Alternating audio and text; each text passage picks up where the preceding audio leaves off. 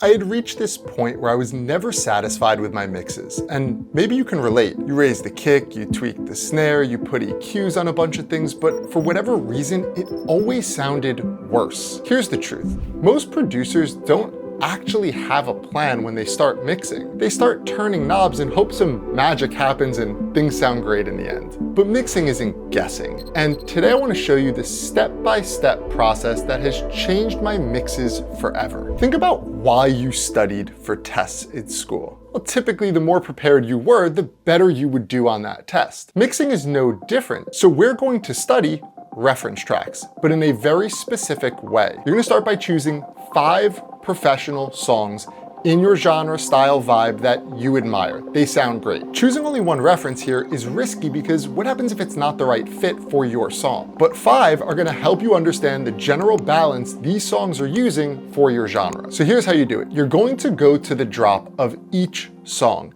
and you are gonna write down the first element that just jumps out and grabs you. What is the focal point of that section? And this could be a vocal, it could be a lead synth, it could even be a bass, but don't overthink this. What's that element that stands out above all the rest? You can do this for both drops, even the breakdown, but you're going to write this down for all 5 songs. And I'd even recommend doing this in something like an Excel spreadsheet or Google Sheets, because you can reuse these notes and reference tracks in the future. So once you've done that for all the songs, we're going to move on to the other elements. Now think about a band performing on stage. There's a handful of musicians, right? I want you to listen to the reference tracks now and identify who's in the band. What are those 3, 4, 5 main elements for that drop section that are up front in focus? So this is gonna be the loudest things typically. Kick, bass, there might be a snare or clap. You might be looking at a hi-hat or some other drum element, a lead or a vocal. Every genre is gonna be different, but what are those core 3, 4, 5 elements that are just louder than everything else? Okay, then moving on, next step, we are going to rank the drums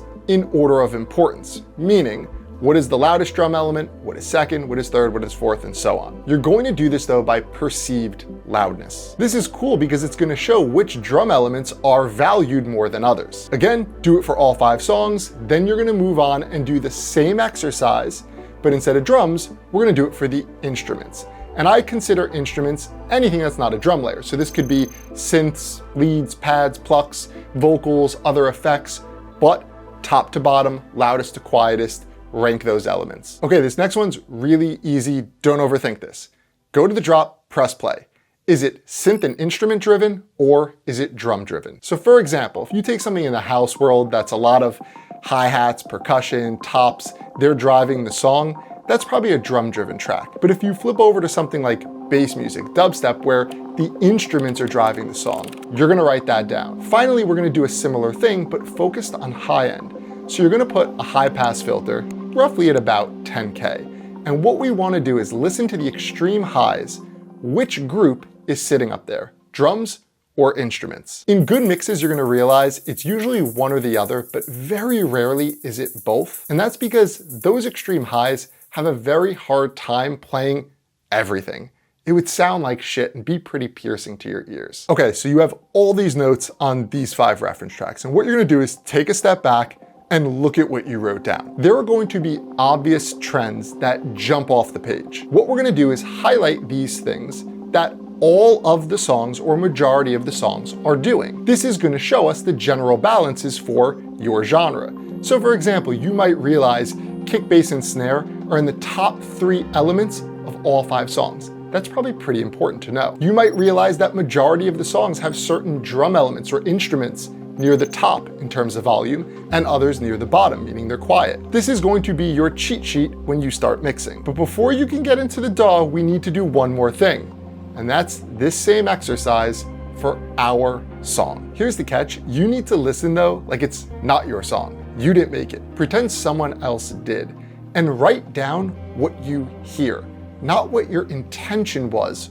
for your song. Lying on this isn't gonna help your mix. You need to be real so we can make the proper adjustments. So after you finish, you're going to compare the two and see what these differences are. Because most of these differences are volume controlled, we're gonna go right to our faders to make these moves. So let's do this. Here's an example of this exact exercise using one of my own songs. So I've already taken notes on my 5 reference tracks, and you'll see what I have here. I've also taken notes on my own song, but I'm gonna play it for you so you can hear it before we make any adjustments.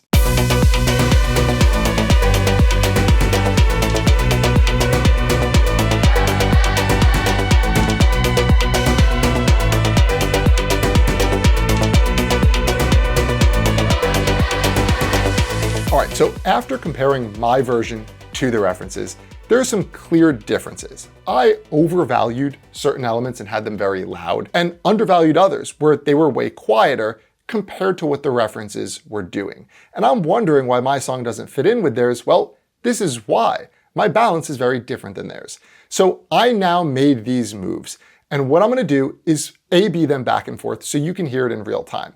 We're gonna compare the pre-balanced version and my balanced version to these references so we could see, does this actually make a difference?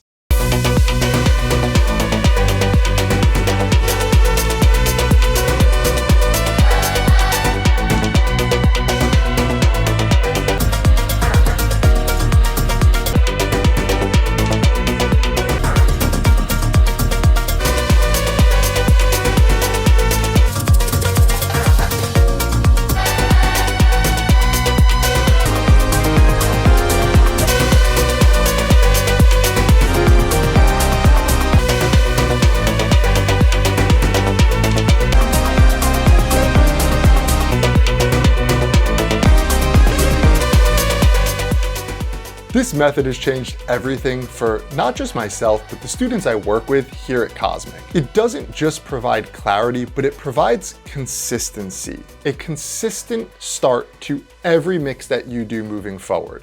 It's going to set you up for success. The better your balance is, the more accurate your next moves can be.